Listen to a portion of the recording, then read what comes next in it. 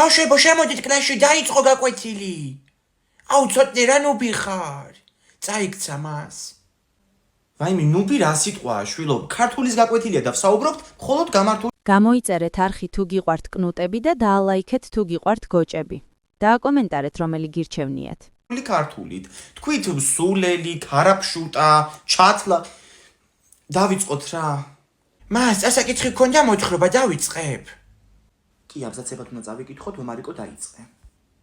ერთ სოფელში, რომელიც უდაბურ ტყეში მდებარეობდა, ცხოვრობდა ერთი კაცი, სახელად დავითი.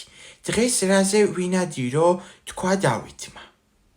ხო, ეხლა მანდ ერთი დეტალი არის. დავითმა არა, დავითიმ. წიგნში შეცდომა არის და ჩავასწოროთ სულ ყველამ. ნახეთ თვითონ აი ბრუნვაშიც როგორ არის დავითი, დავითიმ.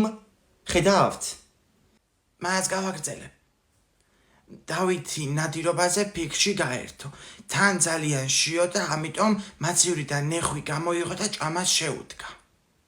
ვაიმე, ცოტა დაკვირვებით რა. ეგ წერია კაცო მანდ. ძეხვი. ნეხვი ხოზდელობა სიტყვა ამას. ხო, არ არის აუცილებელი რომ ითქვას რა.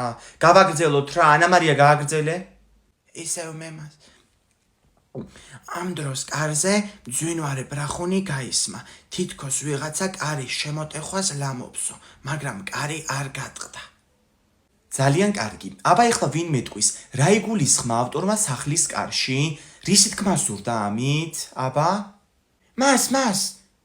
იმის თქმა სურდა, რომ სახლში ქურდები რო იჭრებიან, თუ კარებს კარგად ჩაუკეტავთ, ვერ შემოვლენ. არა. კარებში ავტორმა იგულისხმა საქართველო. ხოლო ადამიანში, რომელიც აი ამ კარებს ეჯაჭგურებოდა, მტერი. კარი ვერ შემოიმტვრა, ისევე როგორც საქართველო გადაურჩა ამდენ მტერს. მას რობაქიძე ნეხვს მეძახის. ნეხვი არ გამიძახია მას, ძეხვი დაუძახე. რობაქიძე დასტოვე კლასი. მას დასტოვე კლასია თუ დატოვე კლასი? ომარიკო მიყევი?